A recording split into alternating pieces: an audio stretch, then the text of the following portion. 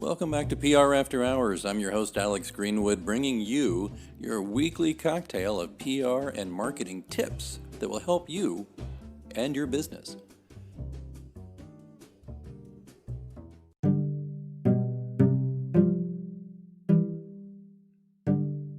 Stick around, we'll get started right after these messages.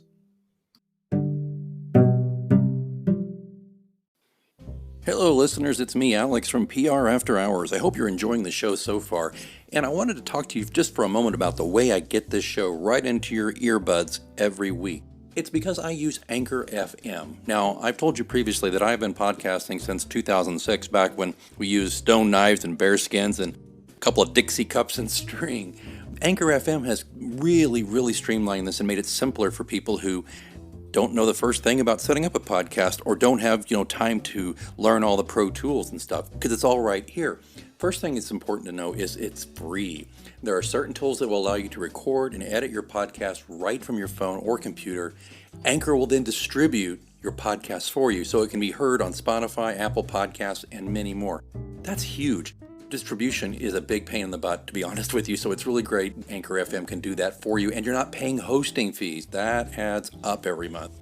It's everything you need to make a podcast all in one place, so download the free Anchor app or go to Anchor FM to get started, and be sure to join me in the virtual cocktail lounge on PR After Hours.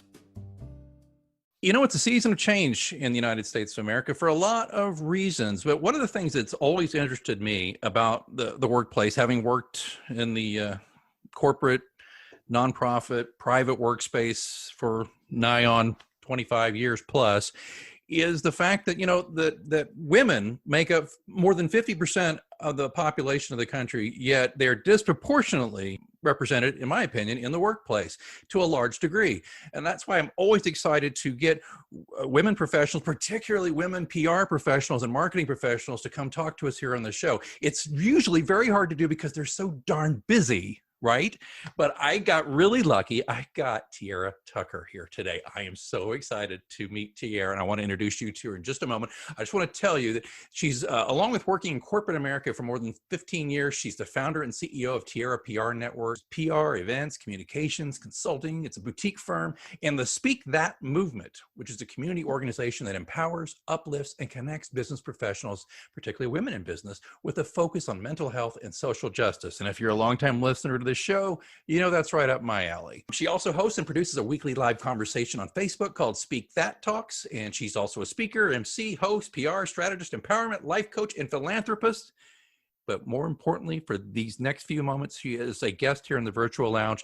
Tiara Tucker, welcome. Well, thank you, and hello to you, Alex. It's a pleasure to be on your show. I love what you're doing, so thank you. Oh, thank you.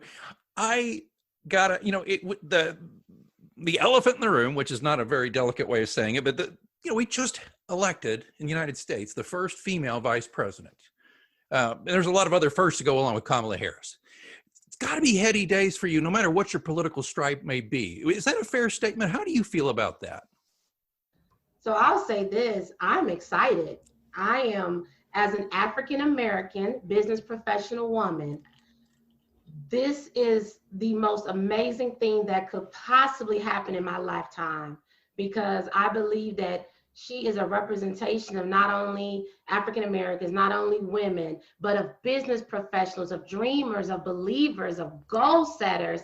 And I feel like I can officially say that glass ceilings have been shattered, and it makes me feel so good. I'm right there with you. It's long overdue, long overdue. I think it's something that when I tell younger people, I say, you do understand women didn't even have the right to vote just over 100 years ago in this country, which is crazy. But let's translate all this good feeling into the corporate world. Now, you've been in corporate PR for over 16 years or so, right? And just between that experience and what you're doing on your own business, how has that been for you over the past 16 years? Has it changed at all? Has it become easier? Has it begun about the same? How do you feel about how your journey has been in the past 15 years or so? Yeah, that's a great question, Alex. So My corporate career began, like you said, 15 years ago. Actually, this month will make 16 years. So I'm working for a Fortune 50 company. About a decade of that has been in our public affairs department. So internal communications, working with executives and employee engagement events, etc. But then also I've been birthing and nurturing my PR firm, which I love. Obviously, I should. And I would say that over the years, I feel like the PR industry, the communications industry, the events industry, whatever you want to call it, it has evolved and it continues to evolve.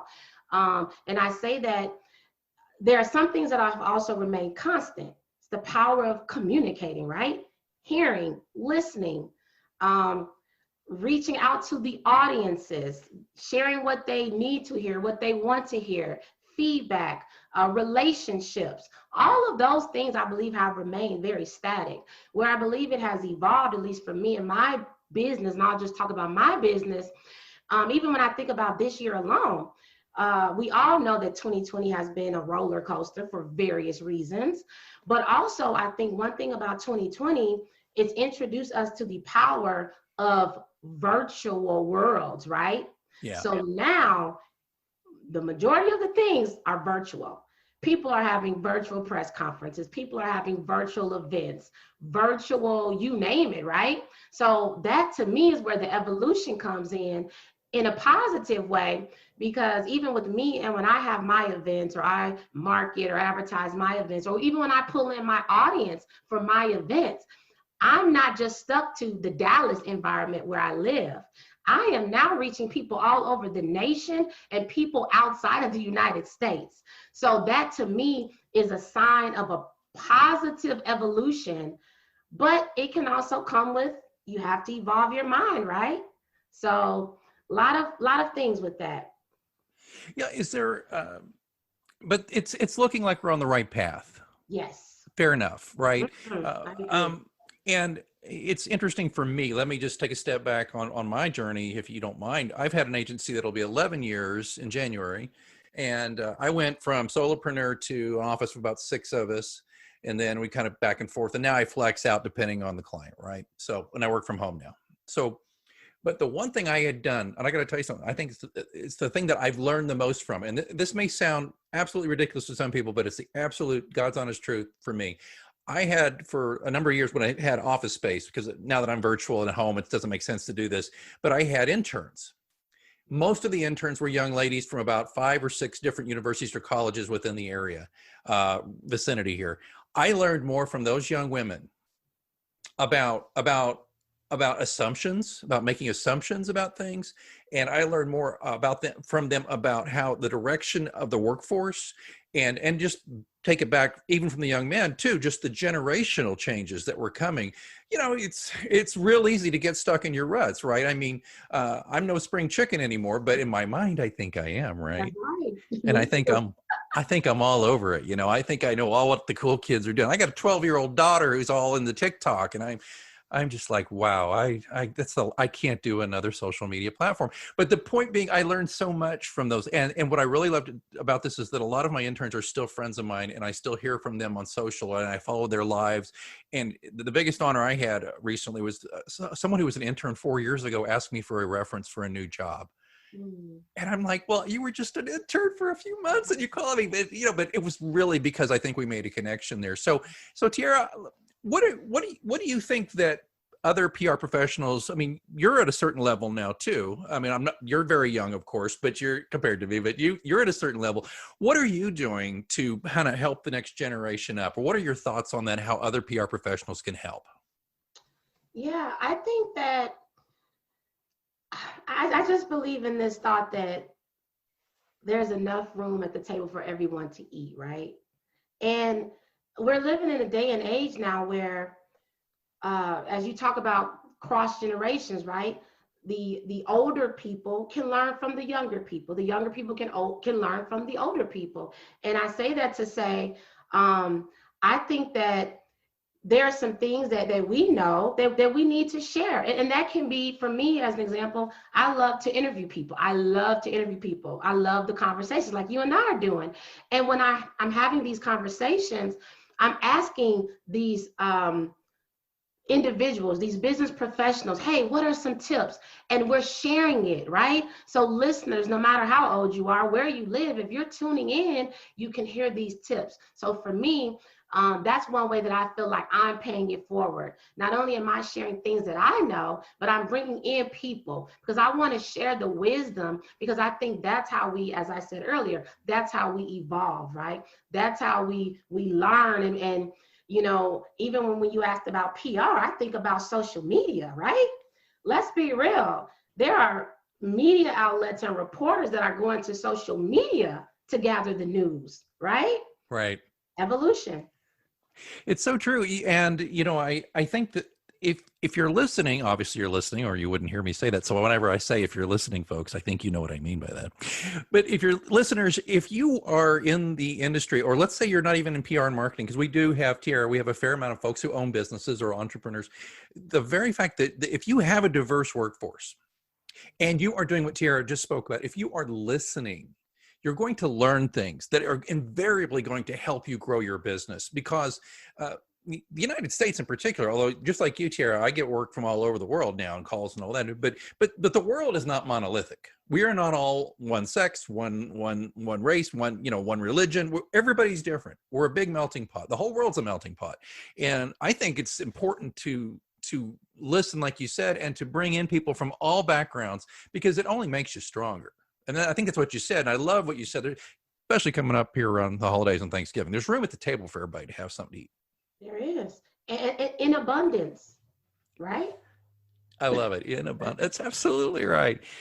So let me ask you a little bit, if you don't mind, because I love where you're going. So this gets to me. There's something I wanted to ask you about. Sometimes a lot of our guests come on and I forget that not everybody who listens is a PR professional. But I was wondering if you could maybe identify some of the traits that make you a good PR professional, or maybe some of the traits that people looking to hire PR professionals should look for. What type of people are we, I guess, in your opinion? Yeah, I would say a PR professional, someone who has very strong communication skills. And I say that to say, writing, right? There's a lot of writing that takes place in our world. And it's not just writing press releases that some people may imagine nowadays, right? It's not just that. Some of my biggest opportunities have been, hey, I'm sending a text message to this news reporter who I met, and now I'm saying, hey, I have something here, or they're sending me a text message. And then there's also emails. So I say that to say there's a variety of communication platforms that a PR professional might be using nowadays. Also, the listening. What is your client really saying? What is your client really needing? What are your clients or customers or audience? What are they saying? Also, what's the positive narrative? What's the negative narrative? I think about the personality, right? You may be coming into contact with various people, right? Young, old, different nationalities, different ethnicities, rude people, polite people, angry people, people in the middle of a crisis who are emotional, right? But you have to be that foundation that can try to keep it calm, especially if you're working in the crisis communication space, right? Like I may get people who reach out to me with more of a PR crisis situation, and I can't be an emotional wreck. If they are, I need to be the one to just act real cool, right? And have a little swag about myself, right? and help dissect it. So I just say there's so many elements. Patience is an element. Oh yeah. Like I work with different civil rights attorneys from time to time with very high profile cases. Just because I am waiting on information, they could be busy. They might be working on something else or with the client or whatever. So there's a level of patience, but then there also has to be the confidence to be persistent when you need something. Like I need this right now. So right. There's just so many different elements that I think make a great PR person. Yeah. And you have to be willing to evolve and be adaptable and flexible. There may be something today that's scratched tomorrow. Don't be mad. take it as practice. Right? Oh, no, you're totally right. And I love that you let off with writing. I always told my interns and my employees this, and when I speak to colleges and other groups, I'm like, your writing's got to be the cornerstone. If you can express yourself on the page, so to speak, it's like you said, though, because Tiara, so much of our work, if we're trying to get in a reporter's attention, it's all in the pitch. Mm-hmm. And if we can't encapsulate what that pitch is in a good sentence or two, we're out, right? I mean, I don't know about you, but I mean, pitching is tough. And so if you can express yourself with a written word that well, that's a foundation for everything else. But I also absolutely love where you're going with it's confidence, because you don't know this, but I mean, regular listeners know that crisis is a huge part of what I do in my practice. I do a lot of crisis planning, a lot of active crisis, which, yeah, you're totally right about that. But sometimes you have to be, as a PR person, even if you're not the oldest person in the room or the most experienced person in the room, you're usually looking at somebody who's used to getting their way. Mm-hmm. Something went wrong. Mm-hmm. They're very upset. And you got to, like you said, you got to have some swag about you. You got to be able just to be like, okay, we all need to calm down here. We're going to look at this. And I mean, I've said this before on the show. When I was in the middle of a crisis situation, a client said, Alex, I just got to tell you something. It's impressed me how you're the calmest person in the room during these meetings. And I said, well, I don't think it would instill much confidence if I was as freaked out as the rest of you, would it? Exactly. You probably don't want to call me then. Exactly. So I think that's totally right. I think you're making some great points here. So what we're learning today, Tiara, is that one, listening to people and bringing in people from all different backgrounds can only make you stronger. We're also learning that, PR professionals are to me, they're like a liberal arts degree. They know a little bit about a lot of things, mm-hmm. and they have the ability to project confidence and the ability to pivot and pick up new things quickly. So, it just occurs to me, Tiara, I think we've just made a breakthrough here. We should be the CEOs. Yes, let's do it. Let's be co-CEOs. I'm all over that. That'd be great. You would keep me in line. I think that would be so great, I'll have you on TikTok with your daughter. Oh my goodness, that would be so hilarious. I actually did one of those things. They did the water bag challenge. This is from, I don't know, you probably don't know. They fill up bags of water, they put them down, and then they just video the feet. And then you jump on the bags of water to this music, and then they slow it down so you can see all the water going. I know, you're looking at me like you're nuts, but your 12-year-old daughter says do it, you do it. You just do it. Yes. That's Tell right. me a little bit though, before we go here, about I've really enjoyed this, but a little bit more about you, about your practice, about the Tiara PR Network. What do you do? What do you have to offer? And what kind of clients are you looking for? Yeah. So again, thank you so much. This has been so fun. So Tiara Public Relations Network, LLC, I call it a boutique firm, communications, PR, events, consulting, and I also consider it purpose-driven. And I know some people may be wondering, what do you mean by purpose-driven? Well, as PR professionals, as communicators, as just thought partners, right? Because I think that's what we are too. We're thought partners. People can come to us about a variety of things, a variety of topics. For me, I'm just such a purpose-driven person where I love things that will make a difference in the world. I love things that, and I say things meaning PR strategies, or working with clients or businesses that are really doing something positive in the world. Now, on the flip side, Alex, I've been hired before to work on a PR case regarding something very negative. So there are both sides of that.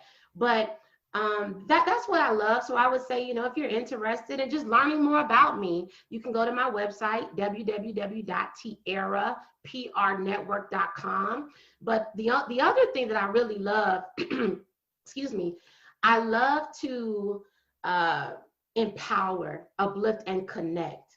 And in doing that, there's an element of PR within that, because when I have my platform, which Speak That Talks, I bring in the business professionals that are representing various fields, various cities, and you name it, various backgrounds. And I bring them on to talk. I'm also allowing them to talk more about their business. What are they doing? What are some of the best practices and tips that they have? What were their downfalls or their successes?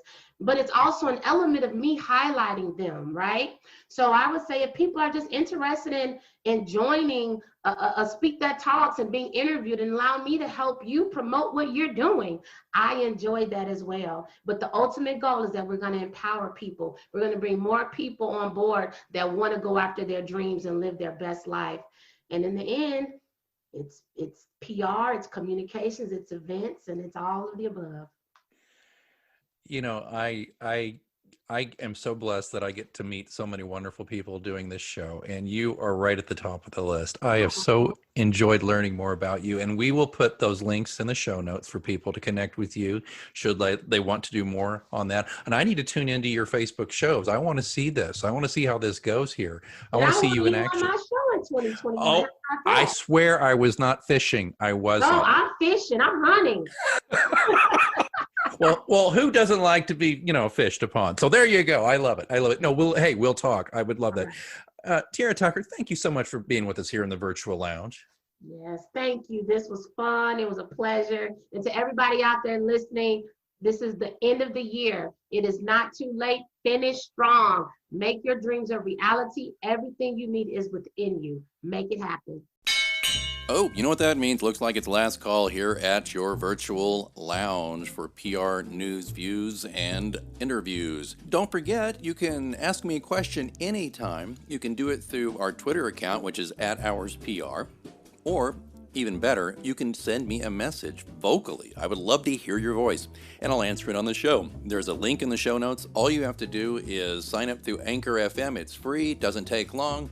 And you record your message, I get the message, I will play your audio, just give me your first name and the city you live in, and then I will answer the question to the best of my ability right here on the show. Don't forget to, if you're enjoying this podcast, you can support it and help increase the frequency and value of the show. Just consider being a sponsor for your brand or your agency or just yourself because you're like, I like this show. Or just drop a few coins in the virtual tip jar. Either way, there's links in the show notes. Please check that out.